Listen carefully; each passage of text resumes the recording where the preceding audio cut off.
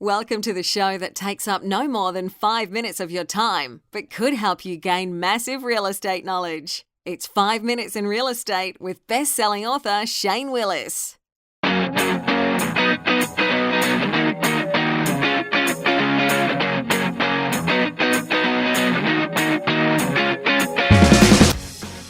hello, it's Shane Willis, Pensacola real estate expert, bringing you today's episode. New week.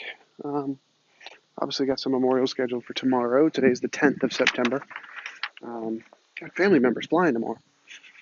I know, I'm not superstitious. We'll just pray for a safe flight. It's a quick one. I think my baby sister's flying tomorrow. Anyways, today I wanted to talk about what the future holds. What does the future hold in real estate? We actually come up with a couple of items that I wanted to point to. Because I don't just make these predictions and not back them up with data. So there's going to be a whole lot of data. Don't get glazed over on me, just to understand. If you want to go look at this even more, because I know that we've got some engineer types that like listening to this podcast. Excuse me. I'm going to put the link to all this data in the show notes, and it's over on the website as well. Anyways, where are we going? Can real estate continue to remain or continue to appreciate like it has been doing? Are we going for a crash? I know that I've run an ad a little bit saying recession 2020 on Facebook, and it seems I'm finding it funny that data shows me that out of the people that have watched that video, over 90% of them are guys. It's a male demographic. That floored me. I thought that would be a little more even. But the male demographic thinks that we're all going to hell in 2020 in real estate. Because of the last one. So it may be just a little knee-jerk reaction from the last recession. But I'm finding that kind of funny. Where are we going? Are the rising interest rates going to affect things negatively? Let's talk about that for a second. This is an episode we're going to talk about where's it at. So we're going to kind of break out the crystal ball a little bit and go from there. The impact of rising interest rates. All right. So we explained earlier this year, and I'm going to put a link of how I did that because I think it was a podcast episode we talked about it, but it may have been a blog post. Either way, I'm going to make sure we did it. That rising mortgage interest rates has not negatively impacted home prices in the past and probably wouldn't either. I went on to pull a quote from Freddie Mac. It said, in the current housing market, the driving force behind the increase in prices is a low supply of both new and existing homes, combined with historically low rates. As mortgage rates increase, the demand for home purchases will likely remain strong relative to the constrained supply and to continue to put upward pressure on properties. So what does all that mean? It means that we're going to talk about appreciation. It's a supply and demand thing. So are we going to see the rising interest rate shut down our demand? Probably not. The demand's going to still be there. Is it going to affect the purchasability? Yes. Could there possibly be some price points that get affected? Absolutely. Good morning. It's okay. I've got these things in my ear. I'm not just talking to myself. We're good. I have got a big dog staring at me right there. It's kind of giving me the stank eye, so need to stop for just a second. Anyways, it doesn't look like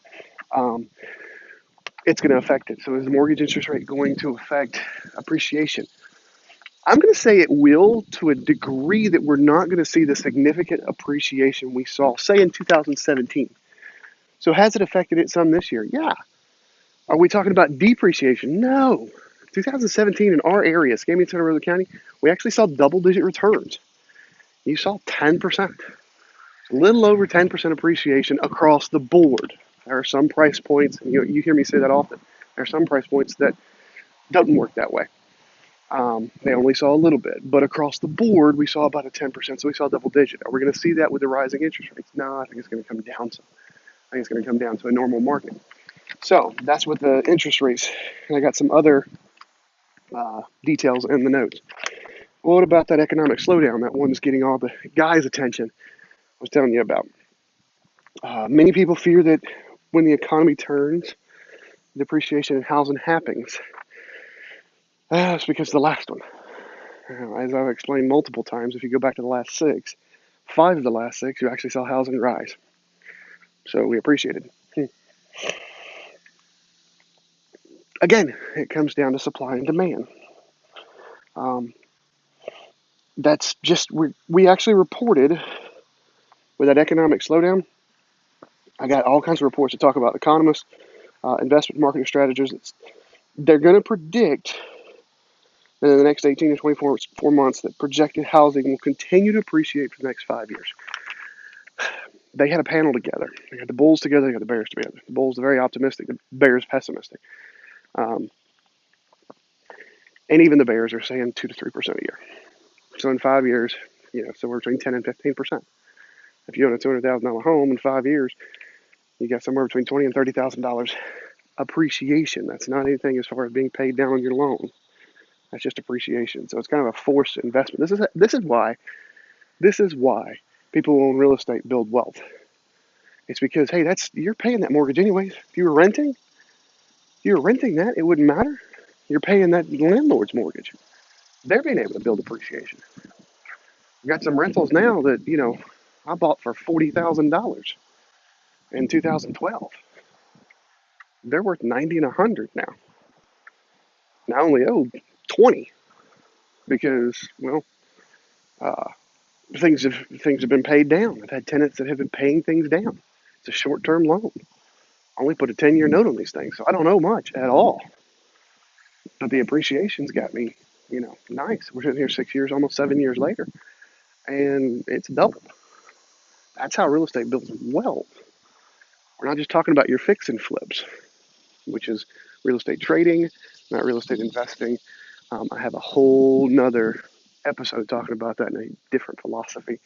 The philosophy actually comes from Robert Kiyosaki, Rich Dad Poor Dad. The difference between real estate trading and real estate investing. Do they both have their place? Absolutely. Do I think that flipping is real estate investing? No, I don't. I think you're using real estate as a trade at that point. You're just buying, like my son right now. My son has gotten into the business of buying and selling cell phones. He's doing pretty decent at it. I was kind of proud of him about that. He's buying a phone at $200 and turning around and selling it for $295 and paying $10 in shipping. It's not much, but you look at those for percentages. My goodness, he's 30% profit. Now, how can he scale that? That's a different conversation. Right now, I was proud that he was actually putting his own money on the line and making a chance. Because a lot of people will talk about doing that stuff, but they won't actually do it. So, anyways, I digress. Is the economic slowdown going to do anything about it? No, even the bears are saying, even through a slowdown, which is what everybody's thinking is going to happen, even through the slowdown, that we're probably going to get 2 to 3% appreciation year over year for the next 5 years. Finally, it comes down to supply and demand. That's what I've been talking about the whole time. It really comes down to supply and demand. If you look last week, I did a chart showing how new builds were supposed to keep up with our growing population, and they haven't because they got burned so bad in 2009. So between 2009 and even to 2017, they underbuilt. Now we've got people that have rising interest rates, and they just don't want to sell. That's another reason why Wells Fargo just laid off a bunch of people because A, we don't have as many transactions happening, and B, everybody that was going to refinance to get in the 3s and 4s probably already has. So if the rates are 5 now, why in the world would I refinance? It's not saying they're not doing tons of refinances every day. I just know that they're not doing as many that would justify the staff they had, so they let thousands of people go.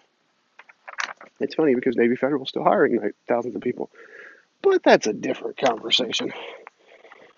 Look, home prices are determined by the demand to purchase compared with the availability of inventory of homes. Across the country, we've seen an annual increase normally of like 6.2. It looks like as we're starting to see, what's the quote I got? Oh, Mark Fleming, the chief economist at First American. We're seeing the first indications that price appreciation may be slowing, but the underlying fundamental housing market conditions support a natural moderation of houses prices rather than a sharp decline. So CoreLogic's thinking across the country we're going to be about 5.1%, which at 25% increase in 5 years. The Home Price Expectation Survey says 4.2%. 4.2% appreciation in 2019. That's about where we were right now. 2018, when I first got that first half year data, we're at about 4.6. So, okay, this is going to slow. Yeah, that's the crystal ball, though. Do I think appreciation is going to slow? Probably. Do I think it's going to go down? No. So, what does that mean to you?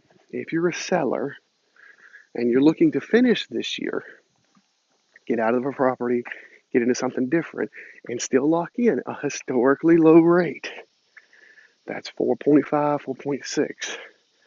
Now would be the time to make that lateral move. All right, you probably have built up some equity over the last 2, 3, 4 years, but that's probably going to slow some. So if you're considering that, now is that time because of that we're going to see mortgage rates rise. Now let me flip the coin or flip the script and say if you're a buyer, now is the time to get in. It's mid-September. This is when I start talking to people about, okay, you want to find something in the next 20, 30, 40 days. It's going to take 30, 40 days to get done, and we want to get this wrapped up before the end of the year. There's a whole reason you want to be able to homestead a property at the end of the year. But in order to do that, you have to own it on December 31st at 11:59 at night. So right before the Pelican drops, you got to own that thing. All right, that's all I got for you today. As always, if you've not subscribed to get the tips, tricks, graphs, infographics, get all these notes that I'm going to send out today, get over to the email list. It's 5minutesinrealestate.com. It's 5minutesinrealestate.com. Also asking you to like the Facebook page. It's facebook.com/Shane Willis, the Realtor. Been getting a lot of comments over on SoundCloud, so I appreciate all the listeners on SoundCloud. Getting the hearts and, hey, like this. Glad to hear it. We are on whatever your player of choice is. Hit subscribe there.